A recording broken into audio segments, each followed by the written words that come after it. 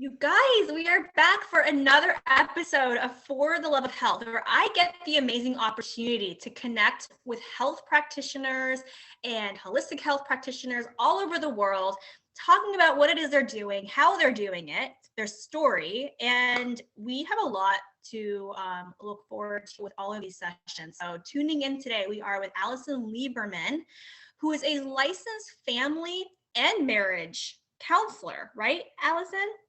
Yeah, licensed marriage and family therapist. We kind of get trained in this like broad range of topics in terms of family, marriage, and individuals.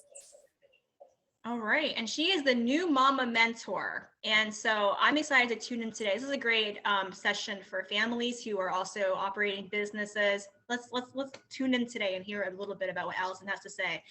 So how do you offer your programming, Allison? How do you meet up with people? Yeah, good question.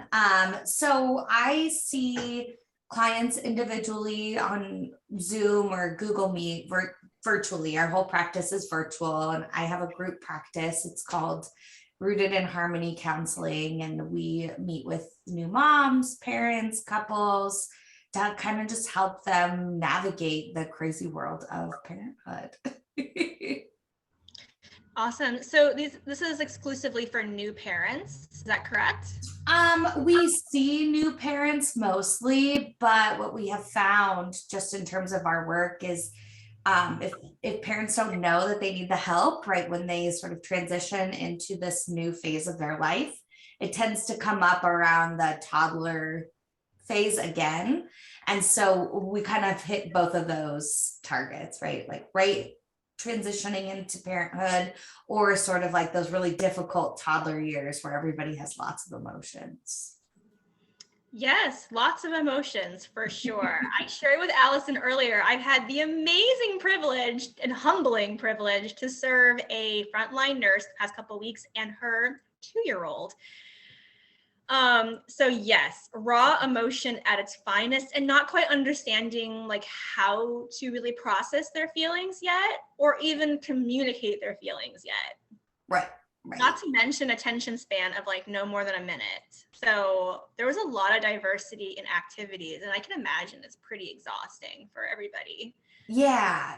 And I think it's like one of the things that we focus on a lot in our work, in our practice, is that we are responsible as parents to teach our children how to navigate those really big feelings and how to communicate them and how to cope with them. And sometimes we haven't learned that as parents. And so then how do we teach that to our children? So it becomes this really difficult, messy situation. And so that's sort of when we help parents dive into, how were they parented? How does that impact how they're parenting and all of that?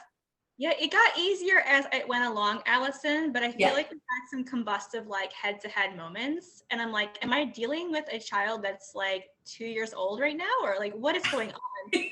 Actually, we're like at par right now. But what I realized was that I had to give him more instantaneous reinforcements, and they really had to come directly after the desired behavior that I was trying to achieve with the child. And once we got into a flow of more steady, like, this is what you're looking forward to, then I noticed that the actions were coming into play. But it's like not all the time either, because I had to have also space for just relaxation and no worries about working for anything at all. Yeah, definitely. It was quite the discovery. And you're a licensed therapist, so this is not just about the child. This is about the relationship with each other, right? With the people who are taking care of the child. Yes. Yeah. So that's where a lot of our sort of work comes in, is that, a child that's 2 isn't really going to benefit from being in therapy, right? Like they have no ability to like cognitively process what's going on in their brain, right? We have to help them. But as parents, like we know that we want kids, or we know that kids fell into our lap in some way or another. And now we have to be in charge of them and be able to navigate life for them so they can learn. And a lot of parents become triggered by their kid screaming, right? Or because they say, don't do that. And then their kid does it anyways. And that can become triggering of all these other things that we feel like we're not even thinking about, but they navigate all of our emotions too. So where do you start with people? What is the beginning for these types of caretakers slash parents, guardians? Yeah, the first step is always to just kind of understand and pull out like, what was your expectation in becoming a parent? What did you think it was going to look like? Because that always drives the narrative in our head of the type of parent we are and how we want to go about our day-to-day life.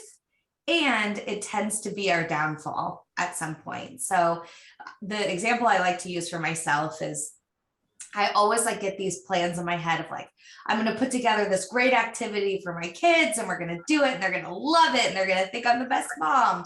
And then we do it and it's a disaster. And then it's like, oh, now I failed, as opposed to like, oh, no, this was me projecting what I wanted onto them and it just didn't work because it's not what they wanted to do. So that's sort of where we always start. It's like, what are your expectations and how is that driving how you're approaching parenthood now? Yeah, and so how logistically do you do that? Like, do you meet in person with a new family? Like, is there an intake on their experiences thus far? Do they journal? Like, what kind of things come up? Yeah. So like in terms of just therapy in general or coaching, it's sort of like you have the initial phone call and then you have your initial meeting where like we ask a lot of questions to kind of gather like historical information.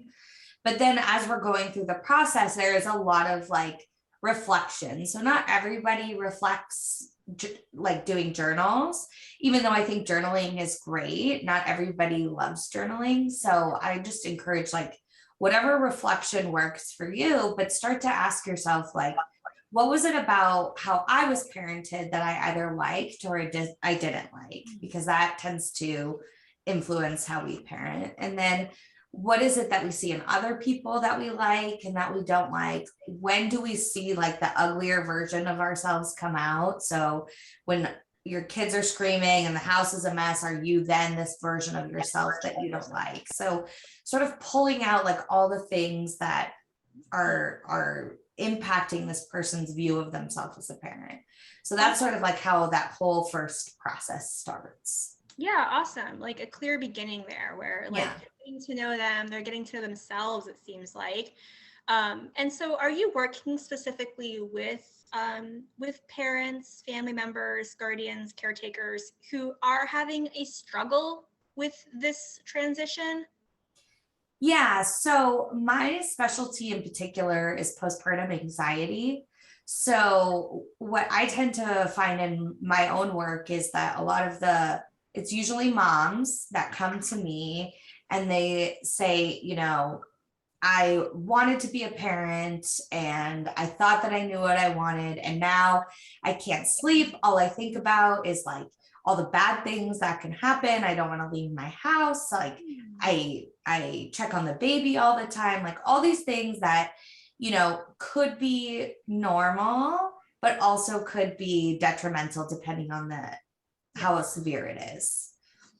Yeah, I can imagine there's a lot to that therapeutic intervention and also a lot of honesty that has to come up for the person who's experiencing it.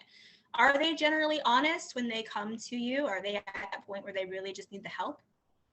Yeah, well, I think the people that do seek out therapy for postpartum anxiety in particular tend to be in that honesty place only because they are suffering pretty great.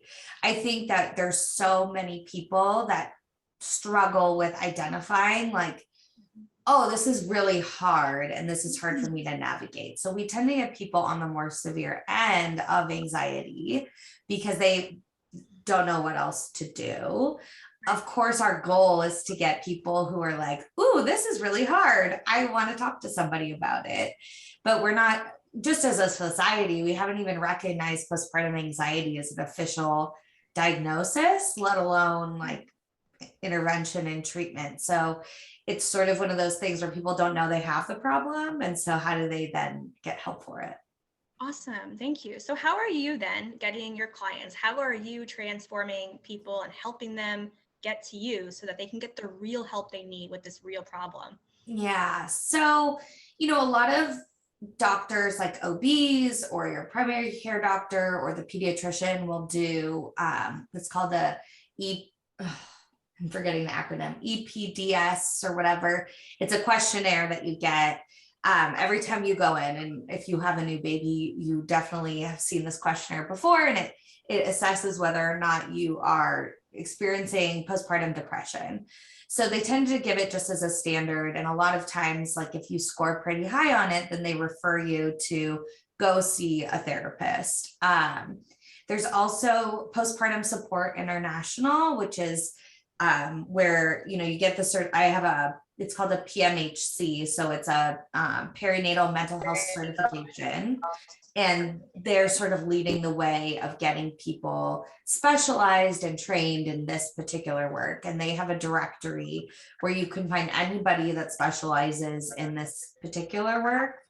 But then also it's just sort of getting the word out there. So Instagram, Facebook, any of that stuff where people can really take in the content of like, oh, this might be happening. Okay. And thank you. That's a wealth of knowledge there for any new families who are on this. And then how do you specifically get your clients? Are you doing that? Are people then reaching out to you through those directories, or is it coming from referrals with other doctors?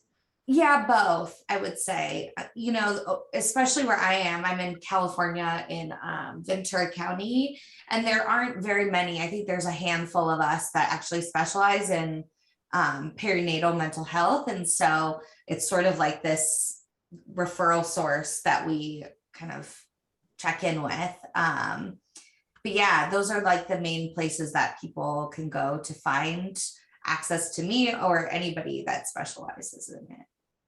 And then do you do messaging on Instagram or Facebook or social media in general to figure out maybe to have a intervention for people who are just kind of new to this? Yeah, so I have an Instagram for my counseling practice and for the new mama mentor. And then we're also on Facebook. And then I'm actually launching in the next couple of weeks a podcast to kind of, you know, bring it all for full circle. I'm a big podcaster. I know a lot of new moms are big podcasters because they can throw in an earbud and get work done or clean or walk or in the car. So I wanted to make it so it was a little easier to access the knowledge. Awesome. Very cool. Yeah. So what besides the podcast, which is really exciting, as well as just a continuous supply of referrals through your existing, it sounds like a really nice little network that you guys have created, which is a great idea for people who are trying to get more out of their connections locally. And also not step on each other's toes, right? Like be there for each other. That's really great. And I want to elevate that because that's a really important message that you put out there for people that they might not have thought about. Yeah. In your local area, you can really quite do a lot just before you kind of go outwards. Yeah. But also, you know, like what are some of your other immediate goals that you have going on personally or with business?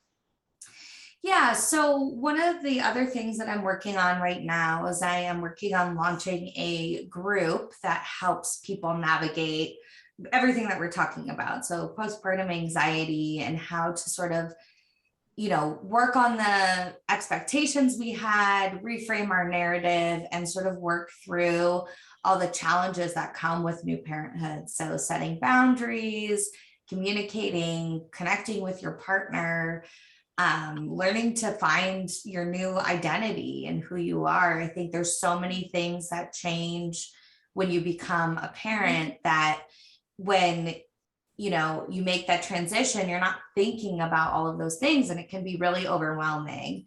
So the program that I'm working on kind of helps moms go from being super overwhelmed in this transition to feeling more confident just in themselves and in their relationships and in motherhood in general. Awesome. So you're going to be growing a podcast, growing a group, and doing steps to doing that. That's awesome. Yeah.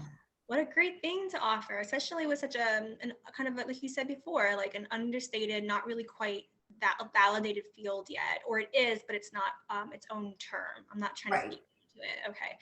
So awesome. So what kinds of challenges are coming up for you then with those goals or with other things that you could currently, just by saying it out loud, it might help you to get it out there and to have other people hear it? Like challenges in terms of what? I'm sorry. Yeah, so any challenges that might be coming up that might be that you could probably see coming up as you're going towards those goals. Oh, yeah. So I think like one of the biggest challenges is just moms feeling like they deserve the help or can ask for the help or deserve to invest time and money in like healing themselves and navigating their life. I think it's really hard because the narrative around motherhood is self-sacrifice, and we're working on changing that a little bit. So I think that will be the biggest challenge, the biggest barrier. And I'm hopeful that over time we can adjust that mindset. Okay, gotcha. So it's like kind of like an internal struggle in your potential client, customer. Yeah. Gotcha. Like there's some bigger things at work here than what we're seeing. It's like, actual sabotage of their pleasure, or that narrative does come up quite a lot. You are right. So what's one way that you could like ideally see making that transition happen more comfortably for people? Well, I think just changing the thought process around investing time in ourselves, right? We spend so much time focusing on how like, yes, okay, we need self-care, but like, how do you make time for that? I still need to do all these things, and I need to make sure that my children's needs are met before my own needs are met. Otherwise, I'm selfish. So that's sort of like the narrative that's been overplayed. And so now it's sort of shifting the narrative to, if you really want to be able to take care of your kids and teach them to be these better versions of humans, right? We need to also show them how we take care of ourselves, how we communicate with other people, how we acknowledge people's feelings. And if we can't do that with ourselves, we can't teach it to other people. Gotcha. And why did you go into business for yourself? There were other ways that you could have done this. Why did you create something that was unique and individualized?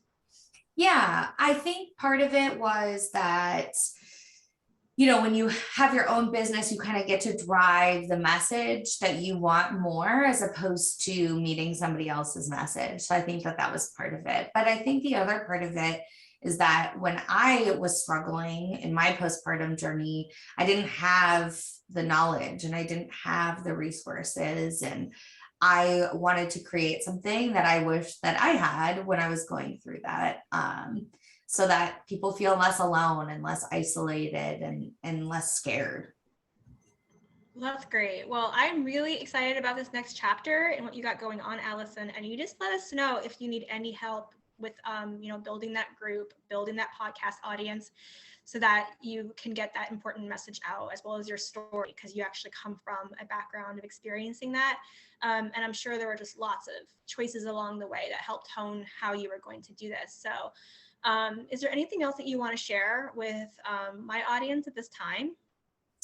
I think just, if you know somebody that's struggling or you're the person that's struggling, just letting them know that they're not alone and being supportive. I think we tend to ask new moms or new parents, like, how can I help you? And sometimes it's better to just, drop off food and not make them have to navigate that for you. So if you're struggling with how to support somebody else, just, trying to be there in whatever way that you know how. Well, that's a really good point. What are like 5 things that we should know that new parents are going to need without questioning? Yeah. I would say like food. Like I know some people do meal trains. I think that those are great for new parents in those first few weeks. I think respecting that, like, they may not want people to meet their new baby right away and not taking that offensively. I think that that's great. And just offering to drop off diapers or formula or coffee or whatever it is on somebody's doorstep without, expecting them to invite you in. I think when you come and see them, you know, limiting your visit to 30 to 45 minutes, because as much as you're wanting to be helpful, they feel like they have to host you still. And just being the person that, you know, checks in and says, how are you doing? Asking about mom and not just baby, I think could be a big one too.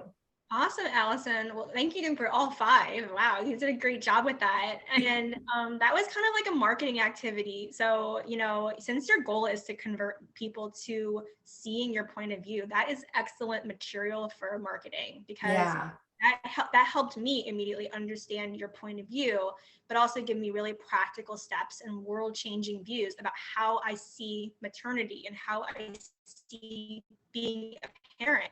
Because I think the natural thing program that I would have gone into was, yeah, there's a new baby and I'm gonna need it. It's a cute little thing, but yeah, having respect of the parent's space and boundaries, respecting them is a great pillar to take away from this conversation. So thanks a lot. Yeah. Have a good